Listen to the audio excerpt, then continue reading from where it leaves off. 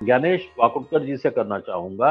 ज्ञानेश जी, इस पूरे मामले पे आप थोड़ा-सा प्रकाश डालेंगे तो अच्छा रहेगा। क्या आंदोलन की स्थिति क्या है इस समय? जी, और सर कितना बढ़ेगा ये? आंदोलन, जी, हाँ, ये आंदोलन की स्थिति तो बहुत भयावह है, जो जिस लाइन पे नहीं जाना चाहिए था उस लाइन पे जा रहा है।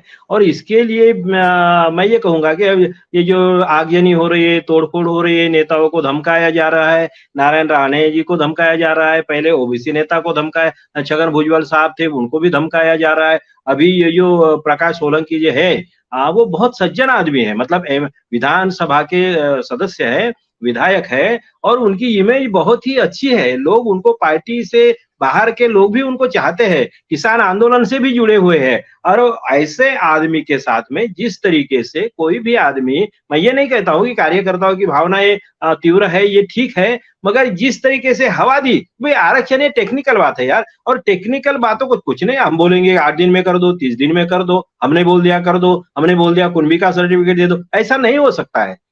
ये नहीं हो सकता है, कानूनन बातें हैं।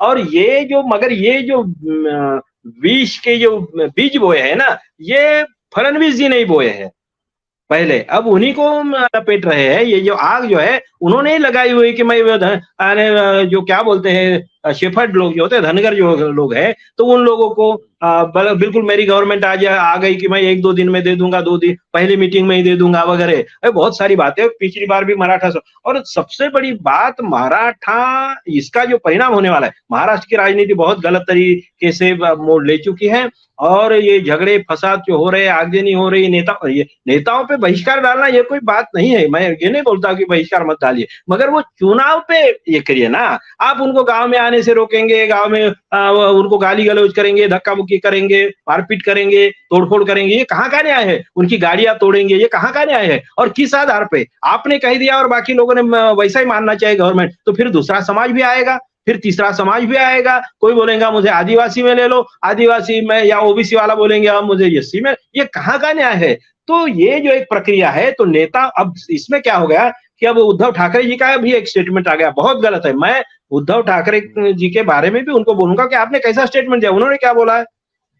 सिर्फ भावनाएं भड़काने का काम, कि उन्होंने बोला है कि भाई ये जो आप ऑर्डर निकालेंगे तो क्या वो जो अनशन के लिए बैठे हैं जो भी नेता है, तो उनके यानी शव पे उनके ऑर्डर आरक्षण की निकालोगे क्या? मतलब जो भी वही, वो किसी को जिंदा रखना है, किसी को मारना है, ये तो सरकार चाहेगी नहीं, उनकी भी सरकार है। मगर आप क्या बोल रहे हैं कि वो उन्होंने बोल दिया, अनशन शुरू कर दिया, तो दे दो ऑर्डर।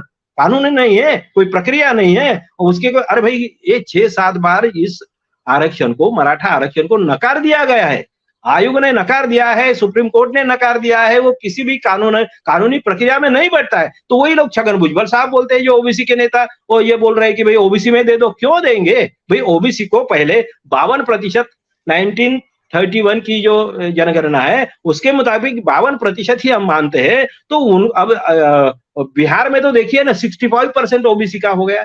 अभी जो उन्होंने सर्वे कराया तो 65% हो गया, महाराष्ट्र में भी बढ़ गया है, लेकिन फिर भी हम 52% पकड़ते हैं।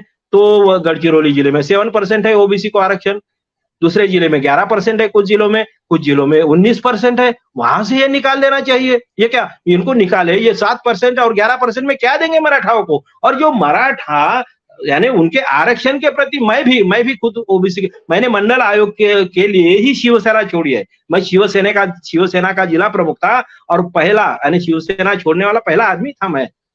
तो ये जो मैंने छोड़ा है, कहने का मतलब क्या है कि उसकी प्रक्रिया पूरी न करते हुए हम बोलेंगे कि दे दो, ऐसा नहीं होगा। और अभी जो आग ये नहीं चल रही, बहुत खराब, बहुत बुरी, इसमें आ गए, मोड़ पे आ गए।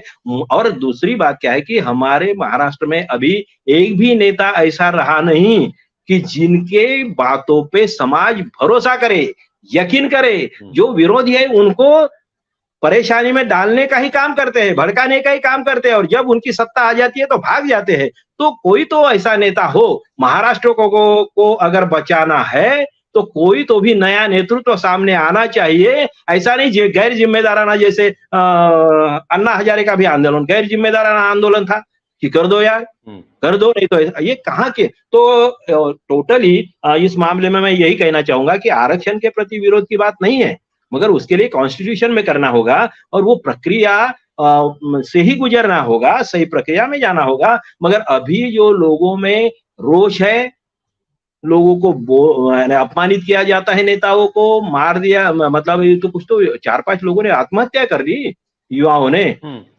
और तो ये सब सब हमें रोकना होगा, सब नेताओं को जिम्मेदाराना बयान करना देना होगा। अब शिंदे जी को क्या आरक्षण वगैरह जो है मुख्यमंत्री है, इनको कहाँ आरक्षण का क्या लेना देना है? ऐसे ऐसे लोग नेता बैठे हैं, ऐसे ऐसे अजित पवार तो अब छोड़ दीजिए, मैं क्या बोलूं। ऐसे इसमें कोई समझदारी से बात करे, इस महाराष्ट्र को बचाए। ओबीसी में बहुत बड़ा रोष है, मराठा समाज में। और मराठा समाज एक जाति है, अगर जाति की बात करें जात समझ के, और ओबीसी में 350 जातियां है, 400 जातियां है, तो 350 400 जातियों का हक एक जाति के लिए उल्टा पुल्टा कर दे, उनको निकाल दे, ये कहाँ का न्याय है?